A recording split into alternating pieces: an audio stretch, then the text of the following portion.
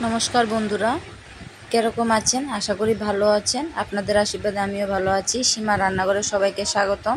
এখানে দেখুন, আমি আজকে চিকেন কষা বানাবো।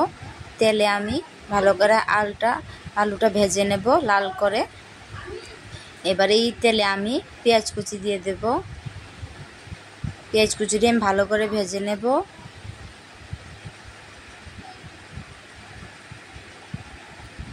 এই দেখুন, আমি এখানে মাংস নিয়েছি, তার মধ্যে পরিমাণ মতন হলুদ গুঁড়ো আর নুন দিয়ে ভালো করে মাখিয়ে নেব।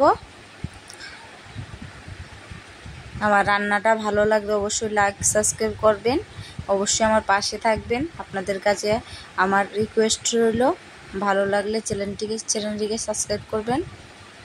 এই দেখুন, আমার পেঁয়াজটা ভাজা হয়ে গেছে। এবার আমি এখানে মশলাটা দিয়ে দিলাম। আমি এখানে আদা, রসুন, পেঁয়াজ বাটা, মরিচ গুঁড়ো, জিরে গুঁড়ো দিয়ে ভালো করে একটা মশলা বানিয়ে নিলাম। দেখুন, মশলাটা আমার কষানো হয়ে গেছে। এবার আমি মাংসটা ছেড়ে দেব। মাংসটা ভালো করে আমি মিক্সড করে নেব। দিয়ে আমি ভালো করে ভাজা আলুগুলো দিয়ে দেব, দিয়ে ঢাকা দিয়ে দেব।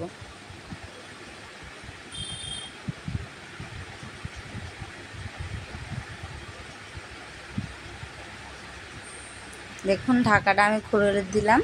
এবার দেখুন, মশলা থেকে তেলটা ছেড়ে দিচ্ছে, কষানো হয়ে গেছে। এবার আমার পরিমাণ মতো আমি এখানে ধনেপাতা দিয়েছি আর গরম মশলা গুঁড়ো দিয়েছি। ধনেপাতাটা আপনি দিতেও পারেন, আবার নাও দিতে পারেন। একবার আমার মতো অবশ্যই ট্রাই করে দেখবেন কীরকম হয়। আমার তো খুব ভালো লেগেছে, মাংসটা সত্যি খুব টেস্টি হয়েছিল। আশা করি আপনাদেরও ভালো লাগবে। ভালো লাগলে লাইক সাবস্ক্রাইব করবেন। ধন্যবাদ।